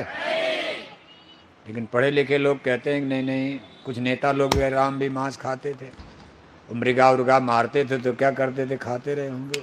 राम क्षत्रिय थे, माना जाता भाई क्षत्रिय लोग, राजपूत लोग मांसाहारी ज्यादा होते, खाते रहे होंगे। तमाम तर्क देते हैं, क्या किया जाए, दुनिया है। लेकिन राम के लिए रामायण में कहीं नहीं लिखा कंदमूल फल खाकर जंगल में जीवन बिता रहे, जमीन पर सो रहे, कंदमूल फल खा रहे।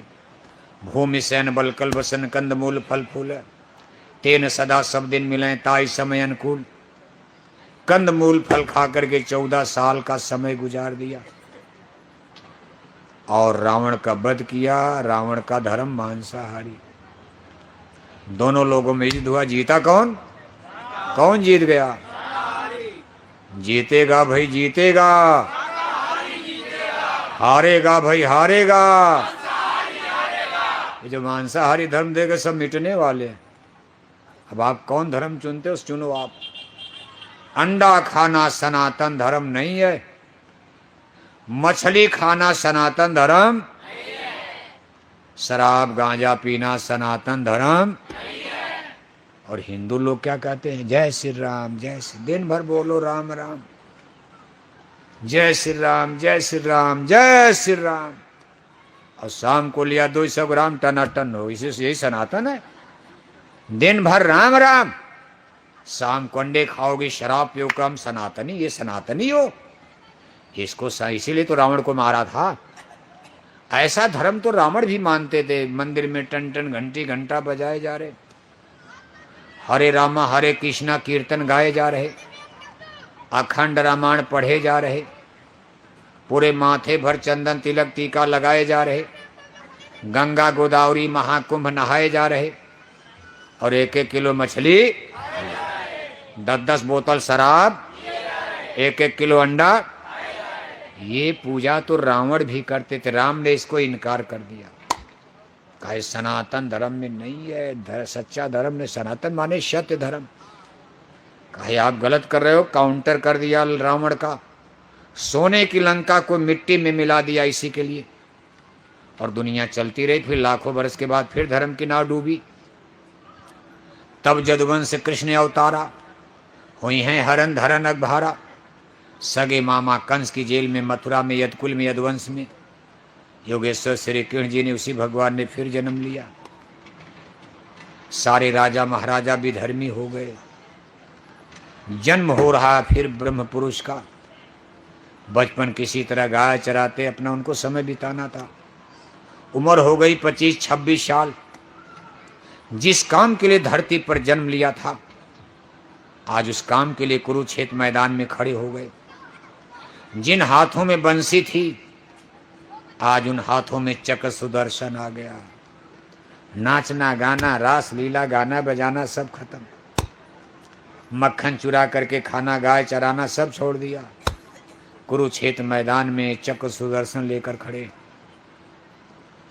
अर्जुन ने गांडीव धनुष फेंक दिया, लड़ने से इनकार कर दिया। सखा अर्जुन बेचारे भी नहीं पहचान पाए। भगवान श्री कृष्ण कहते अर्जुन लड़ो, ये गद्दी की लड़ाई नहीं, धर्म युद्ध हो रहा। तुम भाग्यशाली हो, तुमको ऐसा युद्ध मिल रहा। ये काम नहीं इंसान का, ये काम है भगवान का। अर्जुन बड़े भाग्यशाली हो, भगवान का तुम काम कर रहे हो, युद्ध करो। और हे अर्जुन, मैंने इसीलिए धरती पर जन्म लिया है। यदा यदा ही धर्मस्य ग्लानिर्भवति भारत अभ्युत्थानम अधर्मस्य तदात्मानं सृजाम्यहम् पारितराय साधूनां विनाशाय च दुष्कृतां धर्म संस्थापनार्थाय संभवामि जुगे जुगे। हे पार्थ, बढ़ता पाप जब जब ग्लानि होती धर्म की, पड़ती जरूरत है मुझे निज जन्म लेकर कर्म की। अर्जुन, मैंने धर्म की रक्षा के लिए ही जन्म लिया। अर्जुन ने कहा आप बार बार कहते हो मैंने जन्म लिया, तो आप हो कौन? अब देखो अर्जुन, सखा अर्जुन बेचारे भी नहीं पहचान पाए। अपना परिचय उन्होंने अर्जुन को दिया है कि मैं इस ब्रह्मांड का सबसे पुराना पुरुष हूँ, सूरज चांद तारे मेरे सामने बने। आगे चलकर उन्होंने अर्जुन से कहा था कि सूरज मैंने ही बनाया है। अपना पूरा भेद उन्होंने खोला था। कहा सूरज चांद तारे सब अर्जुन मैंने, मैं क्रिएटर हूँ, मैं करतार हूँ, करता हूँ, कालों का काल महाकाल हूँ। और मैं इन राजाओं का नाश करने के लिए मैंने धरती पर जन्म लिया है। धर्म सनातन की रक्षा के लिए मैंने जन्म लिया। अर्जुन ने कहा केशव, मुझे विश्वास नहीं होता। आप झूठ तो बोलोगे नहीं, आपकी बात को मैं गलत भी नहीं कर सकता। भगवान के ने कहा जब तक देख नहीं लोगे विश्वास नहीं होगा। कहा मैं आपको कैसे देख पाऊंगा? तो देखो भगवान ही भगवान को देखने का उपाय बता रहे। कहा ना तो माम सकशे द्रष्टुम्ने न स्वचक्षुषा दिव्यम ददामि ते चक्षुम पश्चिमयोगम ऐश्वरम अहम दिव्यम चक्षुम ददामि। हे अर्जुन, मैं तुझे दिव्य चक्षु देता हूँ। इन चरम चक्षुओं से जो शरीर में चमड़े की दो आंखें हैं, इससे आप ईश्वरी स्वरूप को नहीं देख सकते हो। आत्मा की आंख जिसको दिव्य चक्षु कहते हैं, जब एक खुलेगी तब ब्रह्मांड देवी देवता सब दिखाई देते हैं। अर्जुन ने कहा केशव खुलेगी कैसे? कहा मैं खोलूंगा, बैठ जाओ। रथ पर बैठा दिया। कहा बाहर की आंखें बंद करो और अपने मन को एकाग्र करो इस मोह ममता की दुनिया से हटाकर। अब अर्जुन बेचारे कितनों मेहनत कर रहे, मन उनका भाग के लड़ाई में जा रहा। आप भी देखो, मन को पूजा में रोकते लेकिन भाग करके दुनिया में इधर उधर भटकता। अर्जुन के सामने भी मन की समस्या खड़ी होती, तब भगवान के ने अपनी योग शक्ति सुन के मन को रोका। इसीलिए गुरु किया जाता। सबसे बड़ी बाधा हमारा मन है, बड़ा बैरी है मन घट में। जब तक ये मन दोनों आंखों के बीच में कंसंट्रेट नहीं होगा, तब तक आपकी दिव्य आंख खुल नहीं सकती, तब तक आप देवी देवता भगवान कहाँ देख पाओगे। और मन इतना बलवान है कि आप बस में कर नहीं पाओगे। कोई आध्यात्मिक पुरुष, कोई गुरु, कोई सदगुरु संत जब मिलें तो आपकी मदद करें, मार्गदर्शक बनकर, सहायक बनकर। इसीलिए रामायण ने कहा गुरबिन भवनि तरे न कोई, जो बिरन शंकर सब हुई। इसमें संत सदगुरु आपकी मदद कर सकते हैं। आज भगवान श्री कृष्ण अर्जुन की मदद कर रहे हैं। उन्होंने अपनी योग शक्ति सुन के मन को रोका। अर्जुन का ये देखो ब्रह्मांड खुल जाता, सबने देवी देवता ईश्वर भगवान सब दिखाई दे रहे। भगवान श्री कृष्ण का चतुर्भुज रूप प्रकट होता, अपने मुंह को विस्तार देते। कौरव पांडव की सेना मुंह में मरी पड़ी है, लाखों लोग मर करके शरीर में समा रहे उनकी, लाखों लोग इधर से निकल करके जन्म ले रहे। अर्जुन देखकर घबरा जाते। और तब वंदना करते हैं कि त्वमेव माता च पिता त्वमेव, त्वमेव बंधो च सखा त्वमेव, त्वमेव विद्या द्रविड़म त्वमेव, त्वमेव शरणम देव देवस। हे प्रभु, अब वो भगवान श्री कृष्ण को प्रभु मानकर प्रणाम करते हैं। भगवान श्री कृष्ण उनको परिचय देते, अर्जुन देख रहे हो, सब जन्म मुझी से पाते हैं, मरकर मुझ में ही समाते हैं, बल बुद्धि इन्हें मैं ही देता, सुंदर मानव तन भी देता, गुण ज्ञान इन्हें मैं देता हूँ, धन धाम इन्हें मैं देता हूँ, सब कुछ मुझसे ये पाते हैं, फिर अहंकार कर जाते हैं। सब मैं ही देता हूँ, सुंदर शरीर, बेटा बेटी, नाती पोता, घर मकान, सब मेरा ही बनाया, मैंने दिया। लेकिन मेरी ही चीज को पाकर ये लोग घमंड कर जाते हैं, और इतना घमंड करते हैं, कुछ तो रावण बन जाते हैं, कुछ दुर्योधन हो जाते हैं। तब जन्म हमारा होता है, संदेश हमारा होता है, हम इन्हें बहुत समझाते हैं, सत धर्म का ज्ञान कराते हैं, फिर भी ये नहीं मानते, तब हम नाश इन्हें कर जाते हैं। हम जन्म लेकर इनको समझाते हैं, चाहे रामा अवतार चाहे कृष्णा अवतार, हर जगह समझाया गया। इन्हें कि सीधे ऑपरेशन कर दिया, बहुत समझाया। ऋषि मुनि तो समझाते हैं, भगवान भी आकर समझाए। भगवान हस्तिनापुर आए, संदेश पांडवों का लाए, दुर्योधन को समझाने को, महाविनाश बचाने को भगवान हस्तिनापुर आए। आखिर जाकर दुर्योधन को खुद समझाने गए थे दूत बनकर, लेकिन नहीं माने, नहीं समझ में, अहंकार में। तो भगवान श्री कृष्ण कहते, अर्जुन अब मोह छोड़ो आप, अब इनके राजाओं के विनाश का समय आ गया है। पार्थ उठो, तुम युद्ध करो, अब रंच मात्र मत मोह करो। चलता है सृजन विनाश यहाँ, ये जन्म मरण का खेल यहाँ, ये काल चक्र का खेला है, ये महानाश की बेला है, ये सब बचने नहीं पाएंगे, सबके सब मारे जाएंगे। सब राजा मरेंगे, आप युद्ध करो, छोड़ दो दुनिया का मोह झंझट, आप अपने धर्म का पालन करो, इन पापी राजाओं को मारो। युद्ध हुआ, 5 भाई पांडव, 100 भाई कौरव, लड़ाई हुई, लेकिन जीता कौन? 5 जीत गए, 100 हार गए। भगवान श्री कृष्ण ने पांडवों का साथ दिया, लेकिन कौरवों का साथ नहीं दिया। क्यों? कि रिश्तेदार तो दोनों थे उनके। भगवान श्री कृष्ण की रिश्तेदारी पांडवों से भी थी, कौरवों से भी थी, लेकिन 5 भाई पांडवों का नैतिक धर्म और कौरवों का अनैतिक कार्य, अधर्म का, पाप का, इसलिए उन्होंने पांडवों का साथ दिया, विजय उनकी हो गई। जीतेगा भाई जीतेगा। 5 भाई पांडवों का धर्म शाकाहारी और 100 भाई कौरवों का धर्म, जीत हो गई।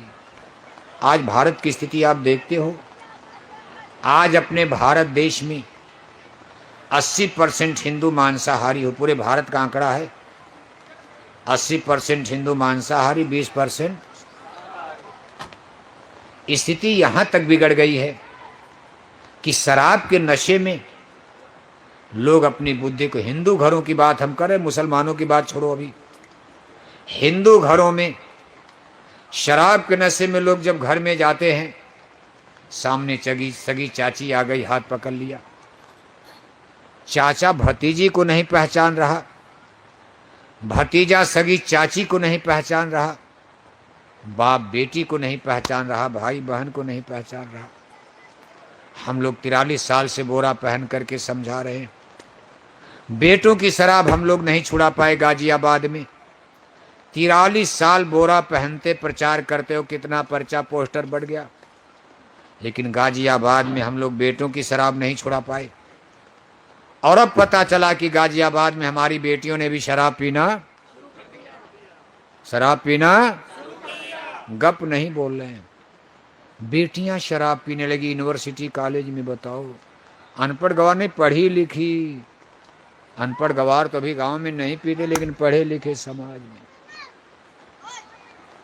और हमारी सरकारें करे कि रामराज आ रहा, क्या आ रहा है?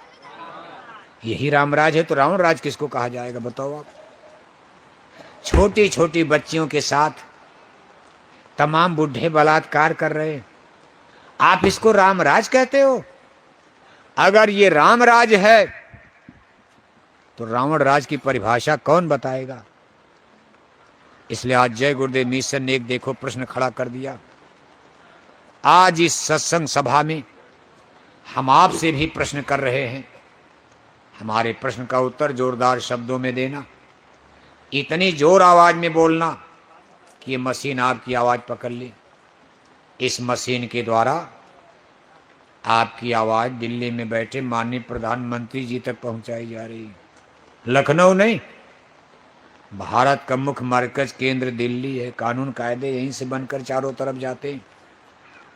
इसलिए जोर से बोलना, आप डरना मत, जेल नहीं जाना है, बोलना। डर रहे हो क्या? जोर से बोलना। अंडे खिलाकर शराब पिलाकर कोई माई का लाल भारत में राम राज ला पाएगा। अब ऐसे बोलोगे तो मशीन पकड़ेगी। जरा और जोर से बोलो। हाथ पन्नी उन्नी हटाओ, पन्नी हटाओ, हाथ ऊपर करो, पन्नी हटाओ। दाल भात खाने से राम राज आएगा? भाषण से?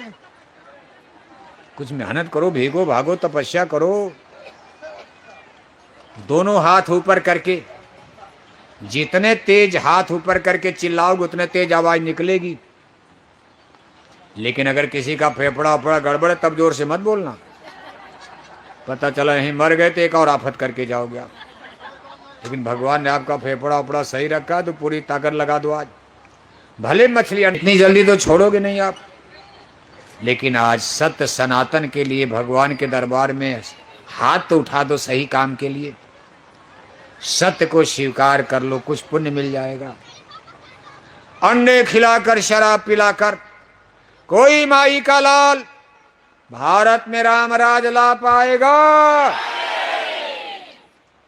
भगवान राम के राम राज में अंडा बिकता था। अरे ऐसे ऐसे करोगे तब न नो माना जाएगा। सीधे उठा दोगे तब तो यस हो जाएगा, उल्टा हो जाएगा। ऐसे बोलो नहीं नहीं नहीं नहीं। भगवान राम के राम राज में शराब बिकती थी। भगवान राम के राम राज में मछली बिकती थी। भगवान राम के राम राज में मुर्गी फार्म खुलता था। भगवान राम के राम राज में सुअर पालन चलता था। भगवान राम के राम राज में स्कूलों में बच्चों को खाने के लिए अंडा दिया जाता था। भगवान राम के राम राज में गाय बैल मारने का बूचड़ खाना खुलता था। भगवान राम के राम राज में नसबंदी गर्भपात परिवार नियोजन होता था। भगवान राम के राम राज में बेटियां शराब पीती थी। और आज दिल्ली के राज में, दिल्ली के राज में बंद हो गया। आज आपके इस गाजियाबाद जिले में अंडा मछली खाने वाले हिंदू घट रहे कि बढ़ रहे? हिंदू, हिंदू, मुसलमान नहीं, हिंदू। अंडा मछली खाने वाले हिंदू घट रहे कि बढ़ रहे? मान लो मुसलमान तो अंडा खाते, उनका तो छोड़ो, आप हिंदुओं की बात हो रही। रामराज तो आपने चिल्ला, मुसलमान क्या? रामराज तो हिंदुओं ने चिल्ला रहे हो।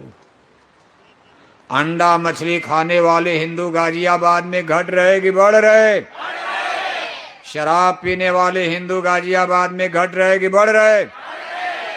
तो रामराज क्या आएगा? अंडा शराब से रामराज आएगा? शराब पीने से बुराई जाएगी?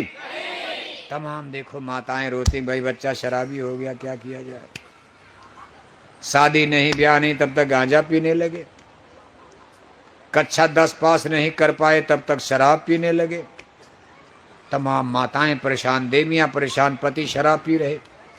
घर में बच्चों के दवाई का पैसा नहीं है और शाम को 200 रुपए की रोज दारू पी रहे हैं बच्चियां। बताओ कितना सबका जीवन का शराब ने बर्बाद कर दिया।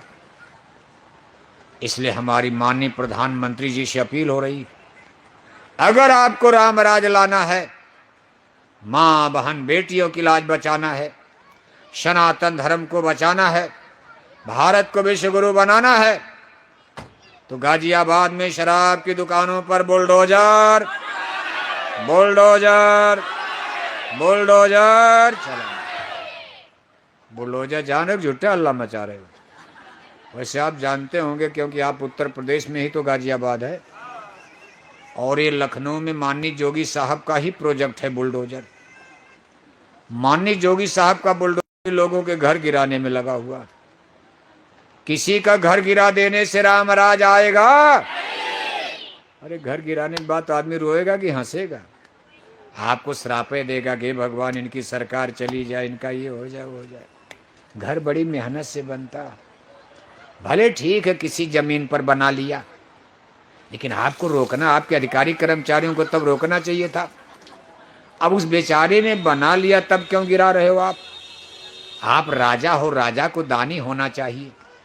उस जमीन को दान में दे दो, इन गरीबों को पट्टा कर दो, दान कर दो। चाहे खलिहान में बना लिया, चाहे भीटा पर बना लिया, चाहे बंजर भूमि में बना लिया, चाहे जीएस में बना लिया।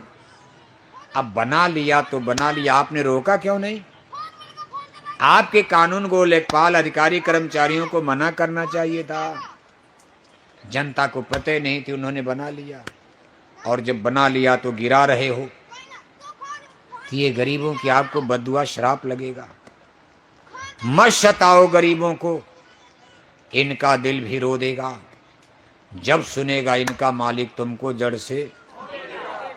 आह गरीबी कहर खुदा, किसी का घर गिरा दोगे बहुत श्राप देगा। उसके छोटे छोटे बच्चे कहाँ जाएंगे? बूढ़े माँ बाप कहाँ जाएंगे? एक आदमी ने गलती किया, गोली मारो उसको। घर क्यों गिरवा रहे हो? इसलिए गलतियां हो रही हैं। घर गिराना रामराज का विकल्प नहीं है। अगर आपको रामराज लाना है तो गाजियाबाद में शराब की दुकानों पर बुलडोजर, बुलडोजर। देखो माननीय प्रधानमंत्री जी से अपील हो गई, अब इसी मशीन में रहेगा, देखो कब क्या होता। इंतजार किया जा रहा है। और आपसे हमारी अपील है, बहुत से भाई बहन नए लोग जो पहली बार आप जय गुरुदेव मिशन की सत्संग सभा में आए हो, हम आपसे दो अपील कर रहे हैं।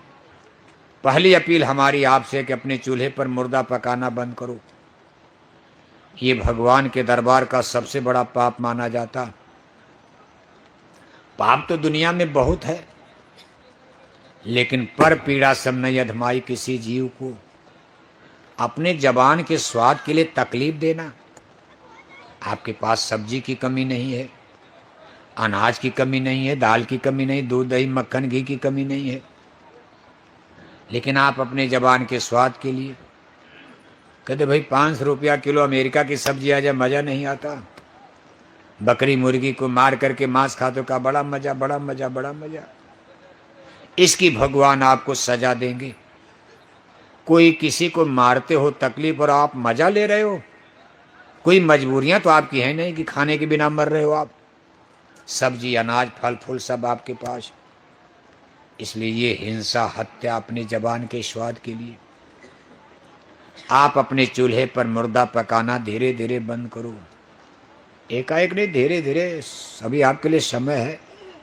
दूसरी हमारी आपसे अपील है जो सबसे इम्पॉर्टेंट महत्वपूर्ण है, अपने जीव पर कुछ दया पालो। 84 का फेर बचा लो। नहीं नरकन में अद्दुप पई हो, अगिन कुंड में छिन छिन दही हो। वही विपदा में कौन सहाई, सदगुरु साथ किया ना भाई। अपनी आत्मा के कल्याण के लिए इसको 4 खान 84 जन्म मरण नरक के अग्नि कुंड से बचाने के लिए आप किसी मुर्शिद कामिल संत सदगुरु की खोज कर लेना। गाजियाबाद दिल्ली में कोई न मिले, बहुत लोग हैं यहाँ। अगर यहाँ कोई आपको मान लो न मिले तो एक बार आप जय गुरुदेव आश्रम मथुरा पधारो। आपकी सुविधा के लिए वहाँ साल में 4 बड़े बड़े मेले लगाए जाते हैं। अभी एक मेला देखो होली के अवसर पर लगा, और हर मेले में, चारों मेले में देश विदेश के लाखों लाख भाई बहन वहाँ पधारते हैं। अगला मेला 17 मई से 21 मई तक लगेगा। 2 घंटा सुबह 2 घंटा शाम आपको 5 दिन लगातार सत्संग सुनने को मिलेगा। 19 मई जो पूजा की मुक्ति तिथि तारीख है, उस दिन हमारे पूज्य महाराज जी का दर्शन, उनका सत्संग, नए लोगों को नामदान गुरु दीक्षा गुरुमंत्र भगवान के भजन का सच्चा भेद मार्ग रास्ता बताया जाएगा। मंदिर के देवता से दया दुआ बरकत की प्रसाद भी बटेगी, मिलेगी। इन सारी चीज़ों का लाभ फायदा लेने के लिए एक बार आप जय गुरुदेव आश्रम मथुरा जरूर पधारो। वैसे मथुरा आश्रम के बारे में तो आप बहुत दिन से सुन रहे हो, लेकिन कान से सुनने वाला ज्ञान गलत हो जाता। आंख से चलकर देखोगे, बुद्धि से सोचोगे, विचार करोगे, जितना ज़्यादा पढ़ोगे उतने ज़्यादा ज्ञान होगा। सच्चाई समझ में आएगी जय गुरुदेव मिशन के द्वारा क्या किया जा रहा, इसको मानने में, इस मार्ग पर चलने में हमारा क्या लाभ होगा, क्या घाटा होगा, फल क्या मिलेगा, अच्छा है कि बुरा है, इसकी आप खुद शिनाख्त करोगे, इसका आप परिचय प्राप्त करोगे। लेकिन जब नज़दीक चलोगे तब न। इसलिए एक बार आप जय गुरुदेव आश्रम मथुरा देखो। ये भंडारे का कार्यक्रम होगा 17 मई से 21 मई तक। हमारे संस्था प्रमुख पूज्य हुजूर महाराज जी स्वयं देखो छोटे बड़े काफिले लेकर जाड़ा गर्मी बरसात की परवाह किए बिना जन कल्याण के लिए, आने वाले खराब समय से लोगों की रक्षा हो जाए, इसके लिए बराबर चलते रहते। इस समय अपने काफिले के साथ वो बिहार प्रदेश में चल रहे हैं। उसके पहले देखो अभी होली के पहले वो गाजीपुर जिले में चल रहे थे। हर काफिले में आपके गाजियाबाद संगत से भी सेवाएं, आपका सहयोग पहुंच रहा है। आगे भी जितने काफिले आप अपना सहयोग देते रहना। कोई भी सत्संगी भाई बहन बच्चे ने कुछ न कुछ सेवा जिला अध्यक्ष के रजिस्टर में आपकी जमा हो जाए, पूज्य महाराज जी के पास पहुंच जाए, एक अच्छे काम में आपकी सेवा लग जाएगी, इसका आपको भारी पुण्य फल लाभ मिलेगा। क्योंकि ये काम नहीं इंसान का, ये काम है भगवान का। अच्छे काम में सनातन सच्चे धर्म की, शाश्वत सनातन धर्म की रक्षा के लिए अगर आपका कुछ रुपया पैसा धन दौलत उसमें लग जाएगा, आदमी देखो शराब पीने में, लोगों को सताने में, परेशान करने में, दूसरे का हड़पने में कितना पैसा खर्च कर रहा, लेकिन आपकी कमाई एक अच्छे काम में जाएगी, सनातन धर्म की रक्षा के लिए।